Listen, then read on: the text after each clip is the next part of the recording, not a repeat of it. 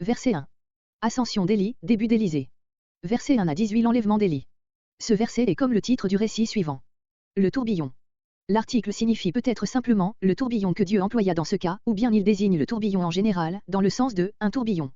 De Gigal. Le mot descendir, au verset 2, ne permet pas de penser au Gigal de la plaine, du Jourdain, près de Jéricho. Il s'agit donc de celui dont il est parlé Josué 9.6. Voir note. Verset 2. Reste ici.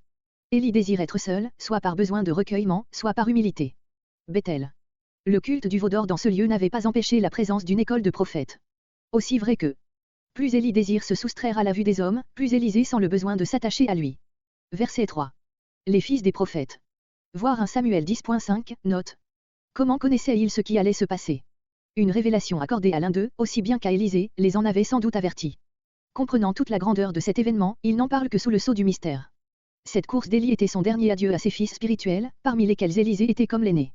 T'enlever ton maître, littéralement. Prendre ton maître d'au-dessus de ta tête, ce qui inclut une ascension. Verset 4. À Jéricho. Sur cette ville, voir 1 Roi 16.34, note. Verset 7. Vis-à-vis, ayant le Jourdain en face d'eux, à quelque distance et les yeux dirigés vers les deux prophètes qu'ils n'osent suivre de trop près. Verset 9. Une double part, non le double de ce qu'avait possédé Élie, mais une double portion de l'héritage que, comme père spirituel, il laisse à ses enfants, les prophètes. Élisée demande à être traité comme le fils aîné, Deutéronome 21.17. Ton esprit. L'esprit de Dieu tel qu'il se manifestait chez Élie, esprit de zèle brûlant et de force sainte, en rapport avec les besoins du peuple à cette époque. Verset 10. Une chose difficile. Élie savait par quelles expériences il avait été amené à posséder l'esprit qui l'avait soutenu dans son ministère et il comprend le travail par lequel Élisée devra passer pour être élevé à la même hauteur. Si tu me vois enlevé, Dieu te juge digne d'être, toi seul entre tous les fils des prophètes, témoin du fait qui va se passer, ce sera pour toi la preuve qu'il t'accorde la demande que tu lui fais. Verset 11. Il ne peut s'agir ici d'un tourbillon ordinaire accompagné d'éclairs et de coups de foudre et dans lequel Élisée aurait cru voir un chariot et des chevaux de feu. Car ce tourbillon passe entre lui et Élie. Mais il s'agit d'un phénomène surnaturel auquel fut donnée la forme symbolique ainsi décrite. Cette forme était en rapport avec l'enlèvement qu'elle devait figurer.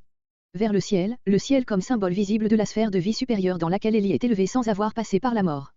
Verset 12. La présence d'Élie au sein du peuple valait toute une armée.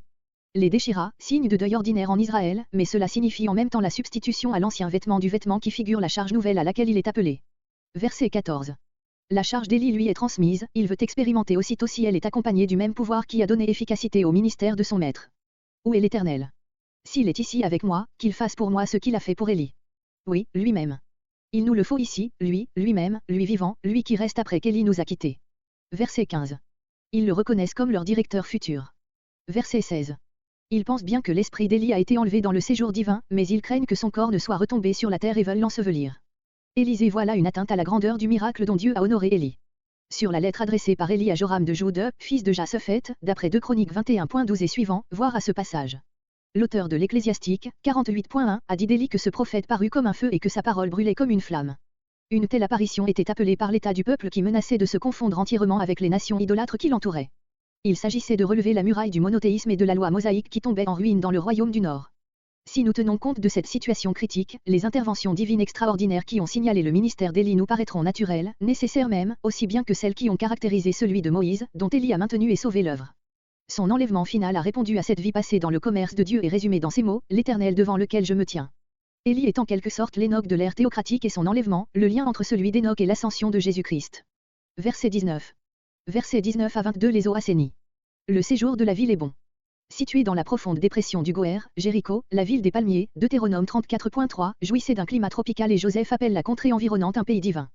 Les eaux, probablement l'Aïné Sultan ou source du Sultan, qui jaillit, à 2 km au nord-ouest de Jéricho, au pied d'une petite chaîne de collines, à quelque distance à l'est de la montagne de la Quarantaine.